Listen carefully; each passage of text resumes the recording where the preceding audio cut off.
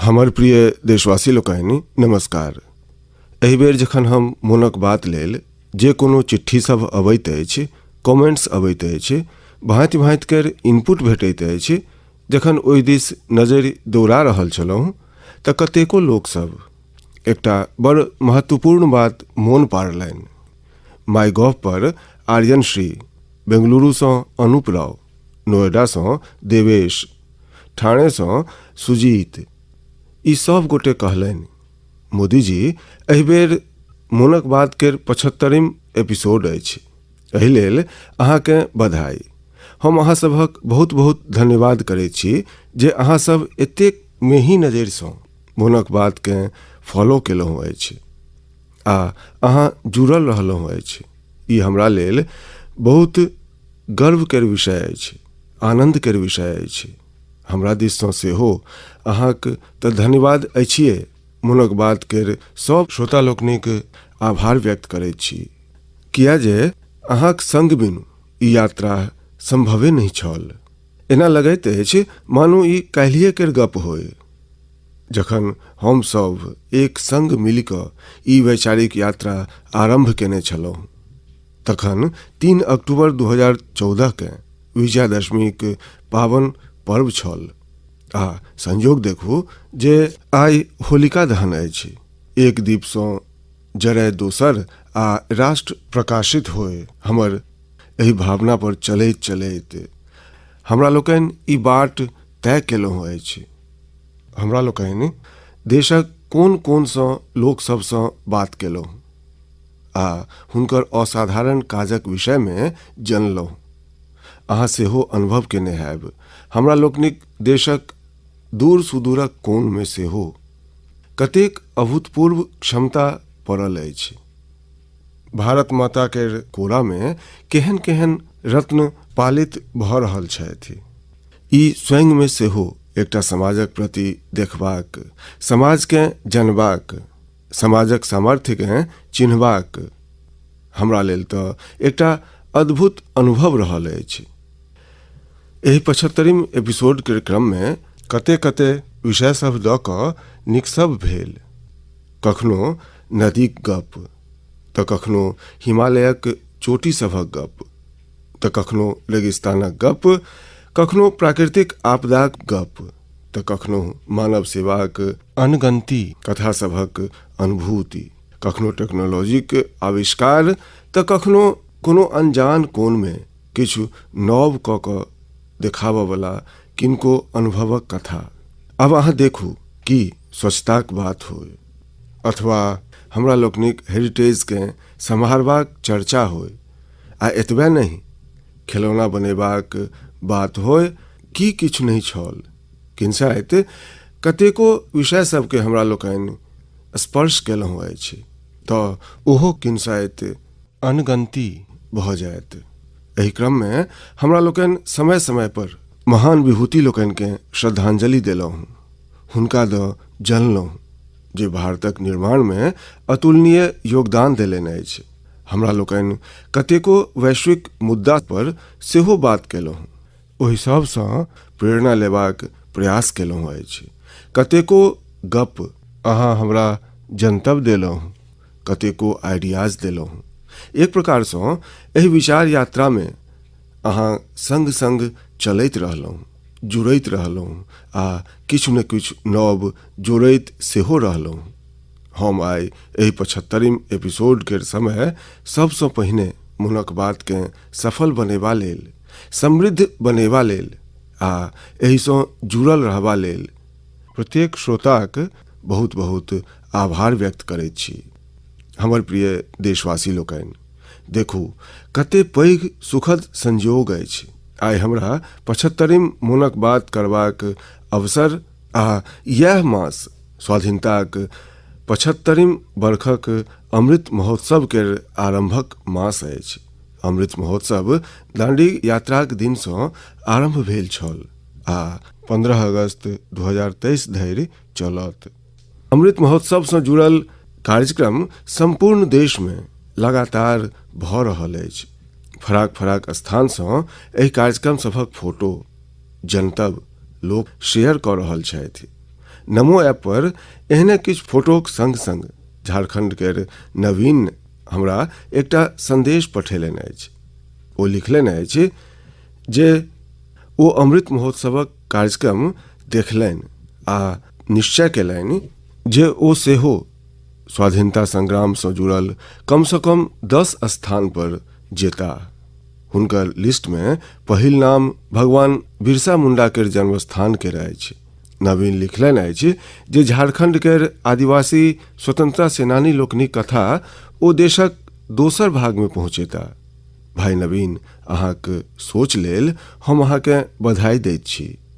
संगी लोकनि, कोनो स्वाधीनता सेनानीक संघर्ष गाथा होय, कोनो स्थान केर इतिहास होय, देशक कोनो सांस्कृतिक कथा होय, अमृत महोत्सवक क्रम में अहाँ ओकरा देशक समक्ष आनि सकैत छी। देशवासी लोकनि के ओहिसँ जोड़बाक माध्यम बनि सकैत छी। अहाँ देखब, देखते देखते अमृत महोत्सव एहन कतेको प्रेरणादायी अमृत बिंदु सबसँ भरि जायत आ फिर एहन अमृत धारा बहत जे हमरा सबके भारतक स्वाधीनता केर 100 बरख धरि प्रेरणा देत, देश के नव ऊंचास पर लऽ जायत, किछु ने किछु करबाक हौस उत्पन्न करत। स्वाधीनताक लड़ाई में हमरा लोकनिक सेनानी लोकनि कतेको कष्ट एहि लेल सहलनि किया जे ओ देश लेल त्याग आ बलिदान के अपन कर्तव्य बुझैत छलाह। हुनक त्याग आ बलिदानक अमर गाथा सब आब हमरा सबके सतत कर्तव्य पथ लेल प्रेरित करय। आ जेना गीता में भगवान कृष्ण कहलनि अछि, नियतं कुरु कर्म त्वं कर्म ज्यायो ह्यकर्मणः। ओहि भावक संग हम सब अपन नियत कर्तव्य सभक संपूर्ण निष्ठा से पालन करी।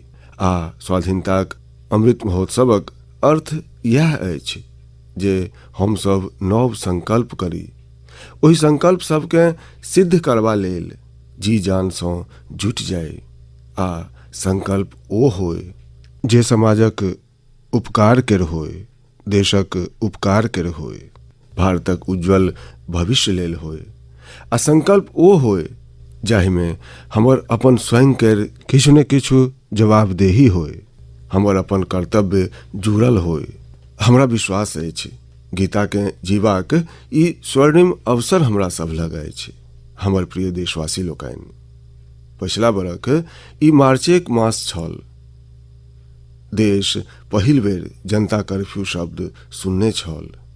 मुदा एहि महान देशक महान प्रजा केर महाशक्तिक अनुभव देखू। जनता कर्फ्यू संपूर्ण विश्व लेल एकटा अचरज बनि गेल छल। अनुशासनक ई अभूतपूर्व उदाहरण छल। आबयवला पीढ़ी एहि एकटा बात के लऽ कऽ अवश्य गर्व करत।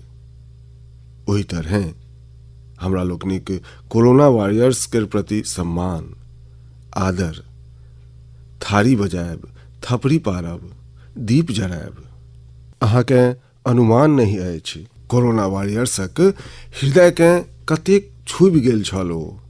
आ वह तऽ कारण अछि जे पूरा बरख भरि ओ बिनु थकने, बिनु रुकने डटल रहला।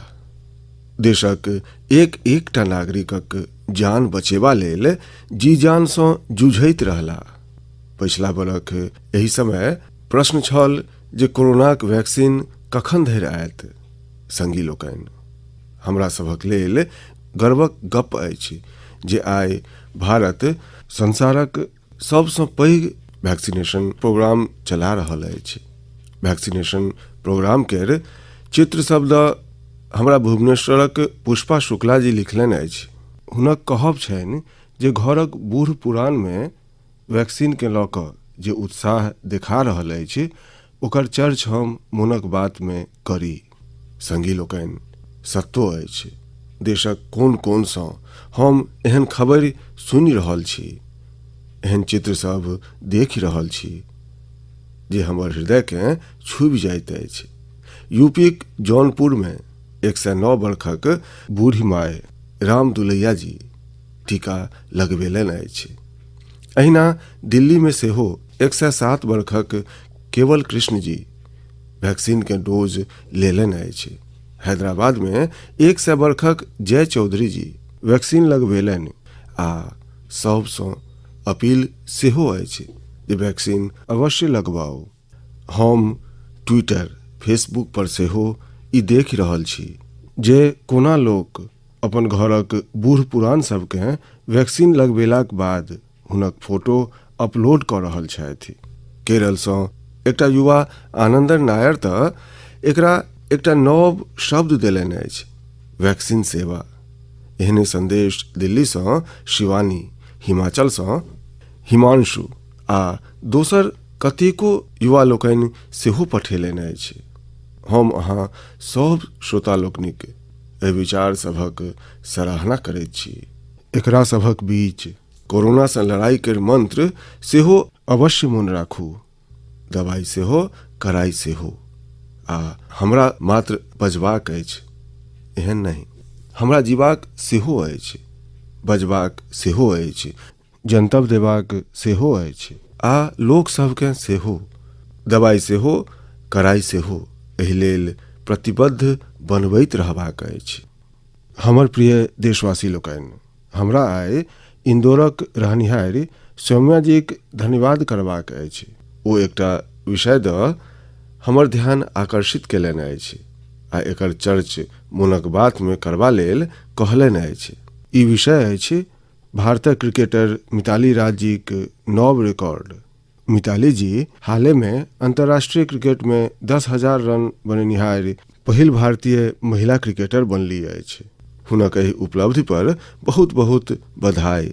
वनडे इंटरनेशनल्स में 7,000 रन बनेनिहार सेहो ओ असगर अंतर्राष्ट्रीय महिला खिलाड़ी छथि। महिला क्रिकेटक क्षेत्र में हुनक योगदान बहुत सनगर अछि। 2 दशक सँ बेसीक कैरियर में मिताली राज जी हजारों लाखों के प्रेरित केलनि अछि। हुनक कठोर परिश्रम आ सफलता कथा ने मात्र महिला क्रिकेटर सब अपितु पुरुष क्रिकेटर सब लेल सेहो एकटा प्रेरणा अछि। संगी लोकनि, ई रोचक अछि। एहि मार्च मास में जखन हम महिला दिवस सेलिब्रेट कऽ रहल छलहुँ तखन कतेको महिला खिलाड़ी मेडल्स आ रिकॉर्ड अपन नाम केलनि अछि। दिल्ली में आयोजित शूटिंग में ISSF वर्ल्ड कप में भारत शीर्ष स्थान पर रहल। गोल्ड मेडल के संख्याक मामला में सेहो भारत बाजी मारलक। ई भारतक महिला आ पुरुष निशानेबाज सभक सनगर प्रदर्शनक कारण ही संभव भ सकल। एहि बीच PV सिंधु जी BWF Swiss open super 300 tournament में सिल्वर मेडल जीतलनि अछि। आई एजुकेशन से लऽ कऽ एंटरप्रेन्योरशिप धरि, आर्म फोर्सेस से लऽ कऽ साइंस एंड टेक्नोलॉजी धरि सब ठाम देशक बेटी लोकनि अपन फराक परिचिति बना रहली अछि। हमरा विशेष प्रसन्नता एहि बात सँ अछि जे बेटी सब खेल सब में अपन एकटा नव स्थान बना रहली अछि। प्रोफेशनल चॉइस के रूप में स्पोर्ट्स एकटा पसीन बन कऽ उभरि रहल अछि। हमर प्रिय देशवासी लोकनि, किछु समय पहिने भेल मैरीटाइम इंडिया समिट। अहाँ के मोन अछि ने? एहि समिट में हम की कहने छलहुँ कि ई अहाँ के मोन अछि? स्वाभाविक अछि, एतेक कार्यक्रम होइत रहैत अछि, एतेक गप होइत रहैत अछि, प्रत्येक गप कतौ मोन रहैत अछि आ ओतेक ध्यानो कतौ जाइत अछि। स्वाभाविक अछि, मुदा हमरा नीक लागल जे हमर एकटा आग्रह के गुरु प्रसाद जी बहुत रुचि लऽ कऽ आगू बढ़ेलनि अछि। हम एहि समिट में देशक लाइट हाउस कॉम्प्लेक्सेज के लॉग पास टूरिज्म फैसिलिटीज विकसित करबा द बात केने छलहुँ। गुरु प्रसाद जी तमिलनाडुक 2टा lighthouse, Chennai lighthouse आ महाबलीपुरम लाइट हाउसक 2019 के अपन यात्राक अनुभव के साझी केलनि अछि। ओ बड़ रोचक फैक्ट शेयर केलनि अछि जे मोनक बात सुननिहार के सेहो चकित कऽ देत। जेना चेन्नई लाइट हाउस संसारक ओहि चुनल लाइट हाउस में सँ एक अछि जाहि में एलिवेटर विद्यमान अछि। यह नहीं भारतक ई असगर लाइट हाउस अछि जे शहरक सीमाक भीतर स्थित अछि। एहि में बिजुली लेल सोलर पैनल सेहो लागल अछि।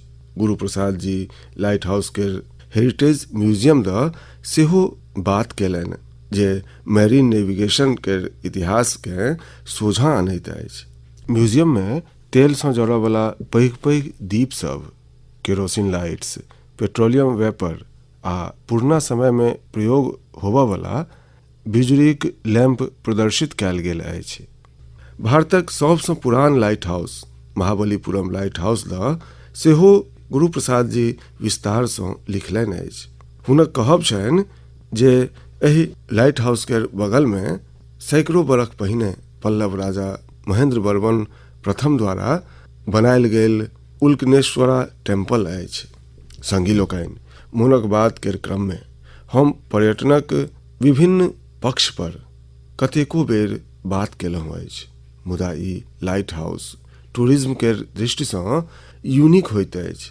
अपन भव्य संरचना सभक कारण लाइट हाउस सदिखन सँ लोक सभक लेल आकर्षणक केंद्र रहल अछि। पर्यटन के बढ़ावा देबऽ लेल भारत में सेहो 71 लाइट हाउस आइडेंटिफाई कयल गेल अछि।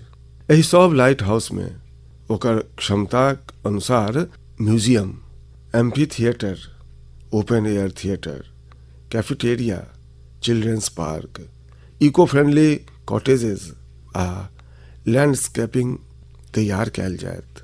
ओना लाइट हाउस के बात चलि रहल अछि तऽ हम एकटा यूनिक लाइट हाउस द सेहो अहाँ के जनतब देबऽ चाहब। ई लाइट हाउस गुजरात के सुरेंद्रनगर जिला में जिंझुवाड़ा नाम के एकटा स्थान में अछि। जनै छी ई लाइट हाउस किया विशेष अछि?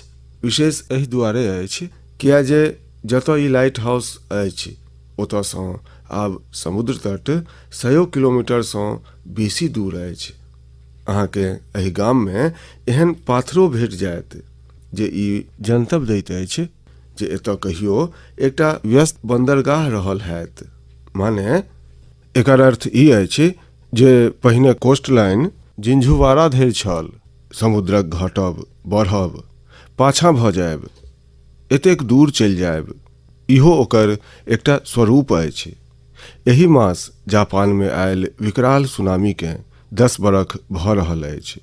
एहि सुनामी में हजारों लोकक जान चलि गेल छल। एहने एकटा सुनामी भारत में 2004 में आयल छल।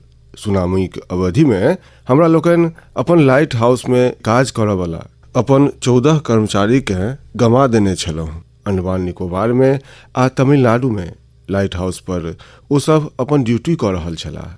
कठिन परिश्रम करऽ वाला हमर एहि लाइट कीपर्स लोकनि के हम आदरपूर्वक श्रद्धांजलि दैत छी आ लाइट कीपर्स के काजक बहुत बहुत प्रशंसा करैत छी।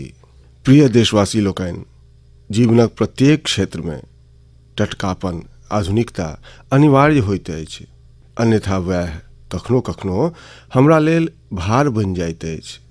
भारतक कृषि जगत में आधुनिकता ई समयक मांग अछि। बड्ड अबेर भऽ गेल अछि। हमरा लोकनि बहुत समय गमा चुकल छी। एग्रीकल्चर सेक्टर में रोजगारक नव अवसर उत्पन्न करबा लेल, किसान लोकनिक आमदनी बढ़ेबा लेल परंपरागत कृषिक संगहि नव विकल्प सबके, नव नव इनोवेशंस के अपनायब सेहो ओतबे आवश्यक अछि। व्हाइट रिवॉल्यूशन के अवधि में देश एकर अनुभव केलक अछि। आब बी फार्मिंग सेहो एहने एकटा विकल्प बनि कऽ उभरि रहल अछि। बी फार्मिंग देश में शहद क्रांति वा स्वीट रिवॉल्यूशन के आधार बना रहल अछि। बहुत संख्या में किसान एहि सँ जुड़ि रहल छथि, इनोवेशन कऽ रहल छथि। जेना कि पश्चिम बंगालक दार्जिलिंग में एकटा गाम अछि गुरदुम। पहाड़क एतेक ऊंचास, भौगोलिक कठिनाई, मुदा एतुका लोक सब हनी बी फार्मिंग के काज आरंभ केलनि आ आइ एहि स्थान पर बनल मधुक नीक मांग भऽ रहल अछि। एहि सँ किसान लोकनिक आमदनी सेहो बढ़ि रहल छनि। पश्चिम बंगालक सुंदरबन क्षेत्रक प्राकृतिक ऑर्गेनिक हनी तऽ देश दुनिया में पसिन्न कयल जाइत अछि। एहने एकटा व्यक्तिगत अनुभव हमरा गुजरातक सेहो अछि। गुजरातक बनासकांठा में बरख 2016 में एकटा आयोजन भेल छल। ओहि कार्यक्रम में हम लोक सबसँ कहलहुँ एतऽ एतेक संभावना अछि, कियाक ने बनासकांठा आ हमर एतुका किसान लोकनि स्वीट रिवॉल्यूशनक नव अध्याय लिखैथि। अहाँ लोकनि के ई जानि प्रसन्नता हैत, एतेक कम समय में बनासकांठा मधु उत्पादनक प्रमुख केंद्र बनि गेल अछि। आइ बनासकांठाक किसान हनीसँ लाखों टका सालाना कमा रहल छथि। एहने एकटा उदाहरण हरियाणाक यमुनानगरक सेहो अछि। यमुनानगर में किसान बी फार्मिंग कऽ कऽ सालाना कतेक सए टन मधु उत्पन्न कऽ रहल छथि, अपन आमदनी बढ़ा रहल छथि।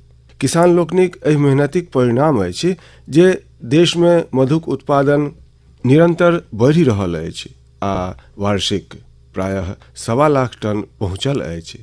एहि में सँ भारी मात्रा में मधु विदेश सब में निर्यात सेहो भऽ रहल अछि।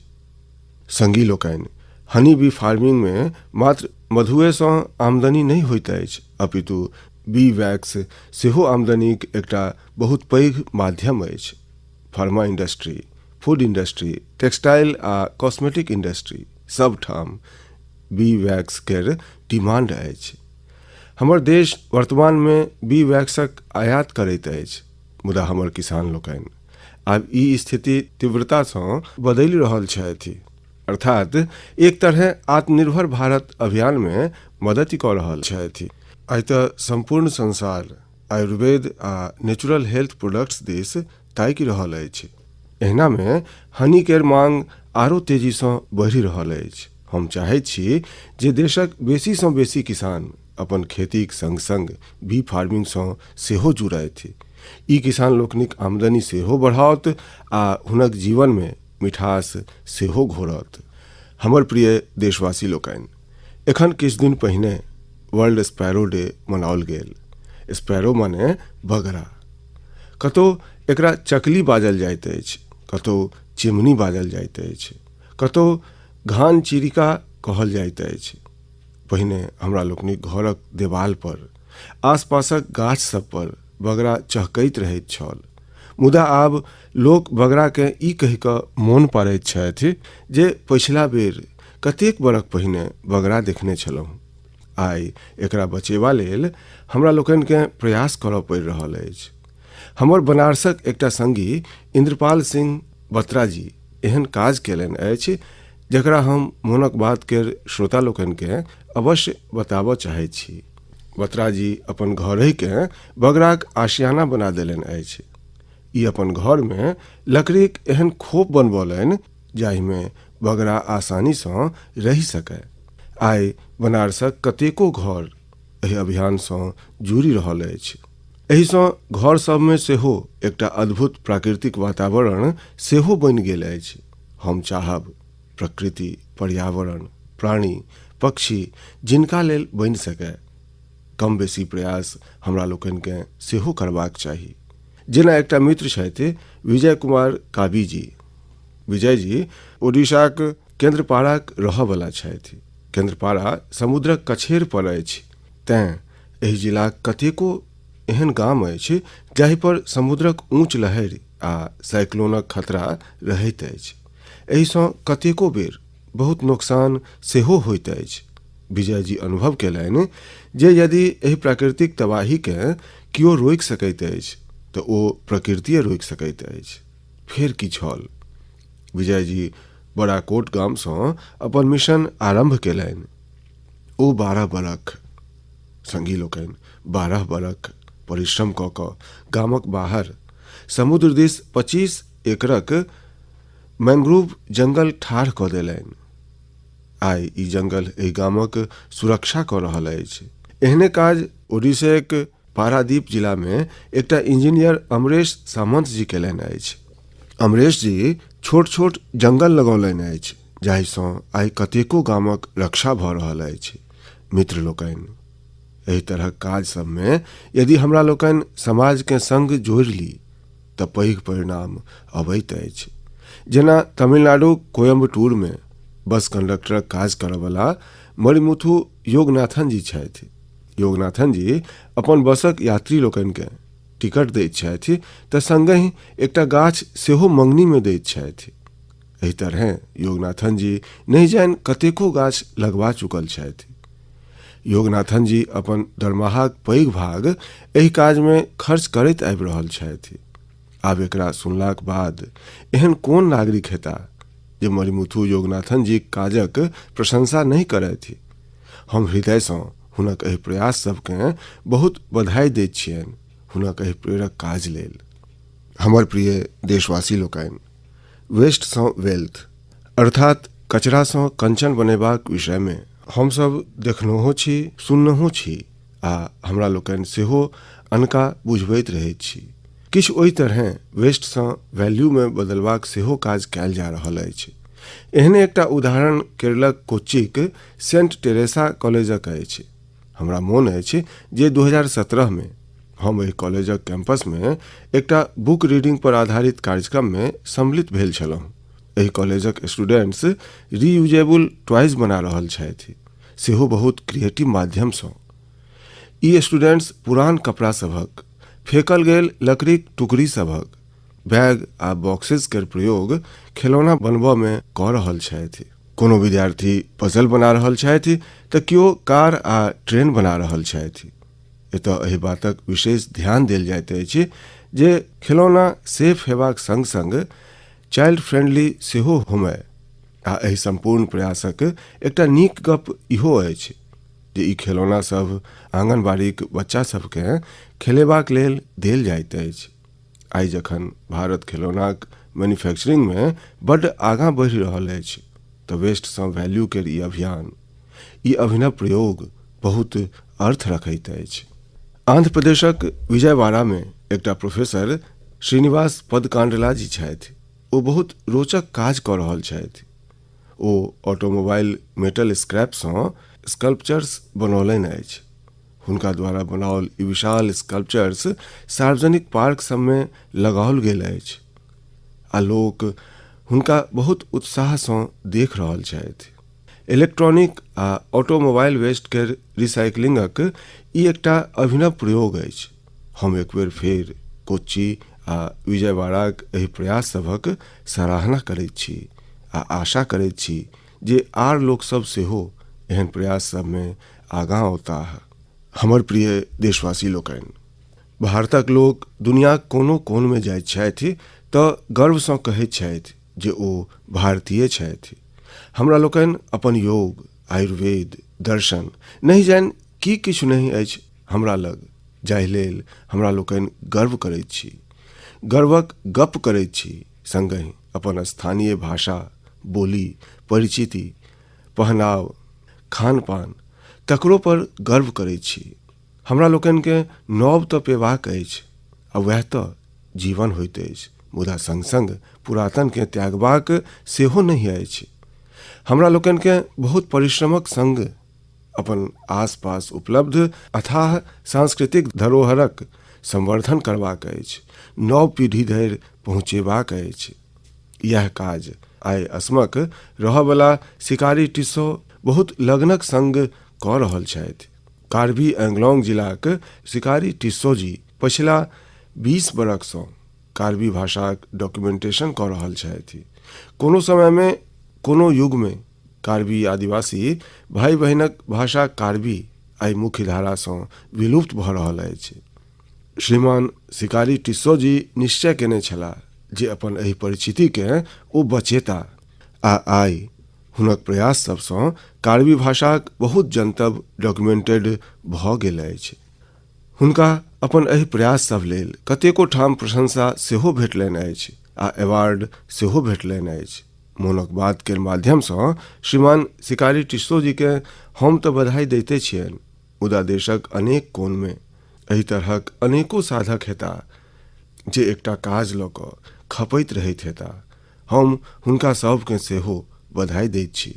हमर प्रिय देशवासी लोकनि, कोनो नव आरंभ अर्थात न्यू बिगनिंग सदैव बहुत विशेष होइत अछि।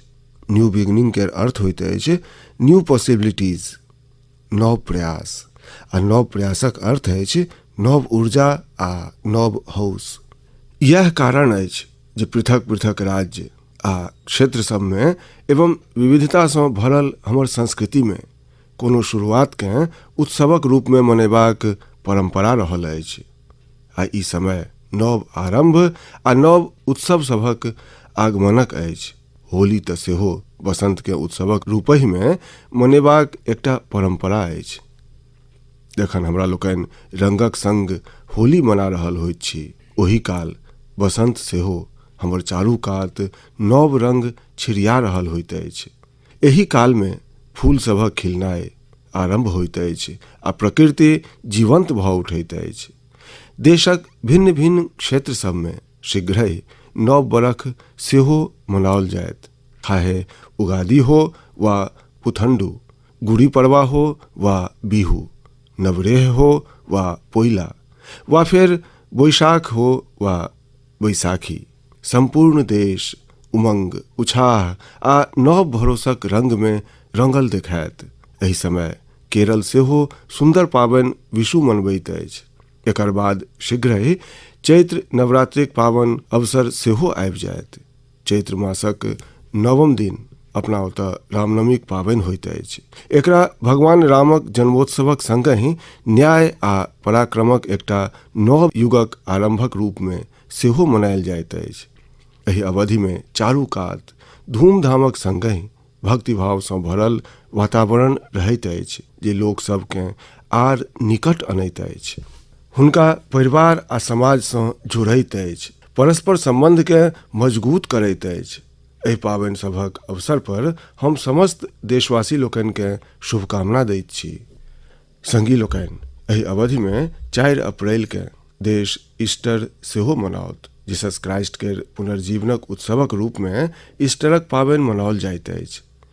प्रतीकात्मक रूप सँ कही तऽ ईस्टर जीवनक नव आरंभ सँ जुड़ल अछि। ईस्टर आशक पुनर्जीवित हेबाक प्रतीक अछि। एहि पवित्र आ शुभ अवसर पर हम ने मात्र भारतक अपितु वैश्विक ईसाई समुदाय के शुभकामना दैत छी। हमर प्रिय देशवासी लोकनि, आई मोनक बात में हम अमृत महोत्सव आ देशक लेल अपन कर्तव्य सभक गप केलहुँ। हम आन पर्व आ त्योहार सब पर सेहो चर्च केलहुँ। एहि बीच एकटा आर पाबनि आबऽ वाला अछि, जे हमर संवैधानिक अधिकार आ कर्तव्य सभक स्मरण करबैत अछि। ओ अछि 14 अप्रैल, डॉक्टर बाबा साहेब अम्बेडकर जी के जन्म जयंती। एहि बेर अमृत महोत्सव में तऽ ई अवसर आर विशेष बनि गेल अछि। हमरा विश्वास अछि बाबा साहेबक एहि जन्म जयंती के हमरा लोकनि स्मरणीय बनायब, अपन कर्तव्य सभक संकल्प लऽ कऽ हुनका श्रद्धांजलि देबनि। एहि भरोसक संग अहाँ सबके पाबनि तिहारक एक बेर पुनः शुभकामना। अहाँ सब प्रसन्न रही, स्वस्थ रही आ खूब उल्लास मनाबी, एहि कामनाक संग पुनः मोन पाड़ैत छी। दवाइयो कराइयो। बहुत बहुत धन्यवाद।